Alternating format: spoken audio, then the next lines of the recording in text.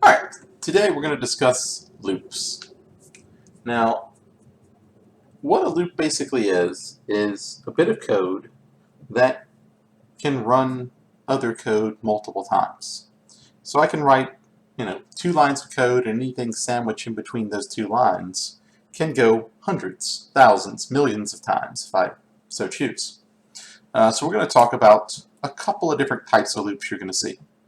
Our first loop is going to be a for loop, which will go a certain number of times. We'll see a while loop, which can go a certain number of times, but it can also go until something is true. And then a do while loop. There is also a do until, but we'll worry about that some other time. It's not really that different from a while loop, so we'll keep that for another time. I only have a label and 3 buttons on this here, so my label is label results, and the buttons are essentially just button loop 1, button loop 2, button loop 3. So those are the names of the 3. Now if I click on loop 1, this is going to take us to a for loop. Now I've already kind of sketched it out. Now I can define my variable beforehand that I want to use for this for loop, or if I want to, we can actually do it inside a for loop here. So I can actually say, and I'll have to undo this next little bit here. So I can actually say, define that variable in here. Now, if I do this, the variable is only good inside the for loop, meaning outside I can basically create number again and use it for something else. If I wanted to use it somewhere else between these two, then I'd probably have to declare it up here. Now what I want this to do is I want it to loop 4 or 5 times, and I'm going to put fuzzy pickles on the screen when it does. So my label results, the text is going to be, and this plus equals, it's just going to basically take fuzzy pickles and add it to whatever is currently on that label, in this case. The VBCRLF is basically just a new line. If I don't have this here, this would basically just be pressing enter. I'll get fuzzy pickles, it'll go to the next line, fuzzy pickles, next line. If I take this off, it'll just put it all on one line instead. So I kind of want it to be on multiple lines so we can see it. So let's take a look and see how this runs. You can see it's just 3 lines of code, but when I click here, fuzzy pickles 5 times. Now I already had some text there on that result. Result goes here, and that's why that's still there. But if I want to change that, I can come over here and just make my label empty. Instead of results go here, we'll just say nothing. And then I won't have to worry about seeing that mess result go here at the beginning. There we go, fuzzy pickles. If I hit it again, it's going to run 5 times every single time I hit this button, because that's what this loop does. This loop goes 5 times. If you notice, we're starting at 1, so we go 1, 2, 3, 4, 5. So the way a for loop works is you designate how many times it's going to go, and it goes that many times. If I were to say, 10 to 50, it would start at 10, go 11, 12, 13, 14, 15, and so forth. Now, if I wanted this to go 1 to 50, click it. You'll see it gives me 50 if I were to scroll down and see it. But now I don't necessarily have to go 1 at a time. This is going to default to 1 at a time. I could say step 10. And what this is essentially telling it to do is go up by 10 every time. So if I run this, I'll get 4, I think, or 5. 5, there we go. Because it's going 10, 20, 30, 40, 50. Like so. Well, it starts 1, 10, 20, 30, 40, 50. It actually starts at 1. And the reason it actually goes to 51, and that's where it stops.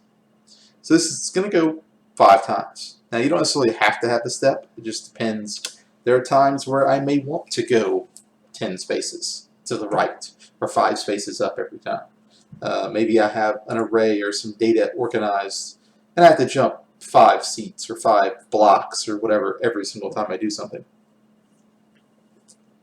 A good example would be in one of those video games where you're, Minecraft or something. You have a hoe or something that hoes like 3 blocks ahead or something, or one of those farming simulators.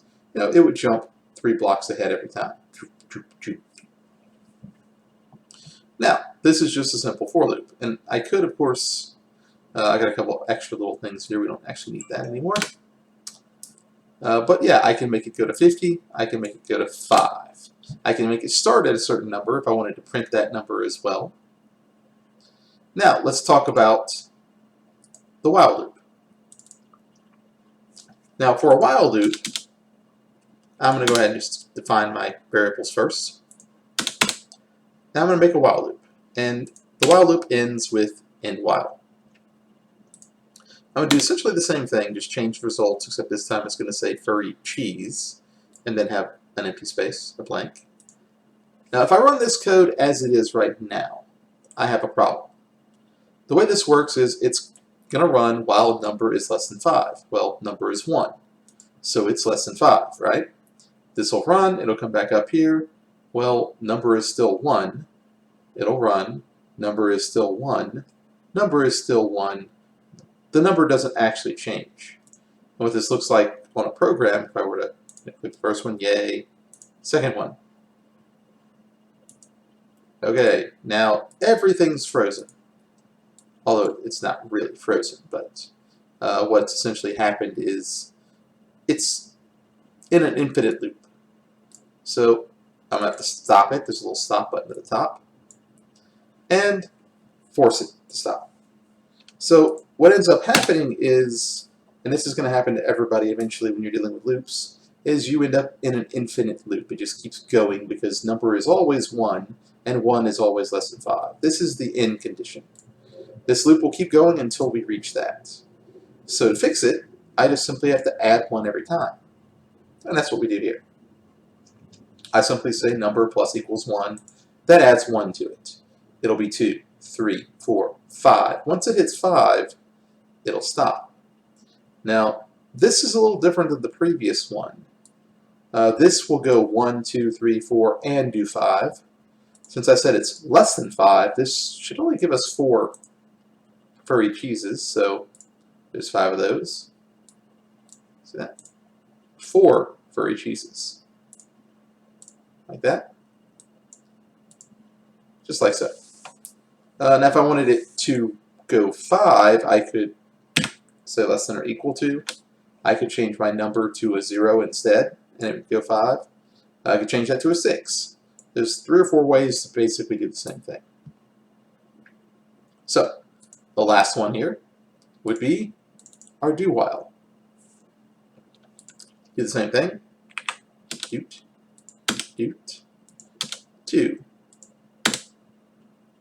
And of course, well, similar stuff. We're going to basically, the premise here is our refrigerator went bad, so all our food is kind of funky. Kind of funky. So we have do, and then you have this loop while number is less than 5.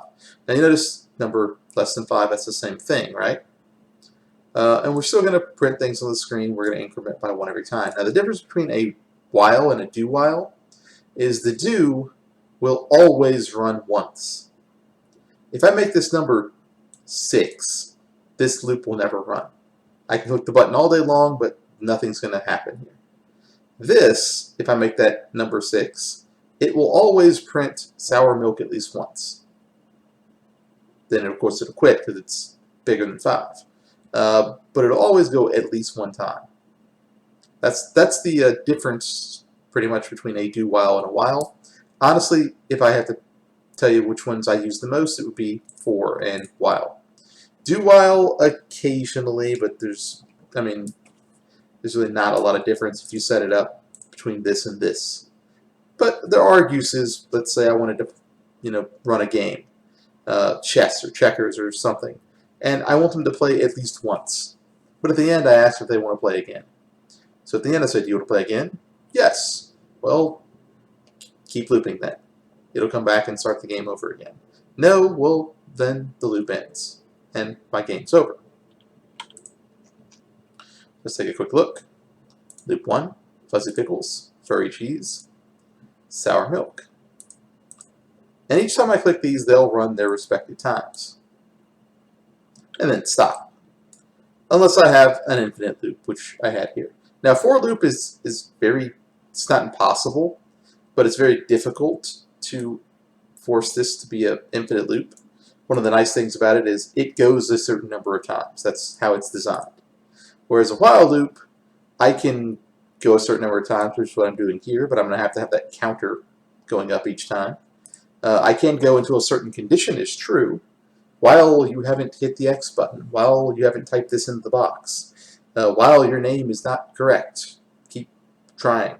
So for this, I could go 1 billion times, or I could go 5. There's no way to know in some of these while loops the way they're set up. But a for loop, there is a set number. I can only go this X amount of times, and that's it. So that's one of the reasons that for loops are less likely to get caught in an infinite loop. So that is basically your overview for loops and how they function and work. They're particularly used in pretty much any program you can think of. A video game has to have a loop to, let's say, accept input. Whenever you press your key on the keyboard or like smash the button on the controller, there is something in there waiting for you to do that. There is a loop there just waiting for user input. And as soon as you press the X button, or whatever button it happens to be, you know, the character jumps or moves or slashes their sword or something. And then it goes back to waiting for user input. And it's basically just a loop that keeps waiting for you to do something. And once you do it, it animates and all these things and actions occur in the code. Actually, just even that part's fairly complex when you think about all the things that have to happen for that to work. But that is your rundown of loops. As usual, if you have any questions or problems, feel free to let me know.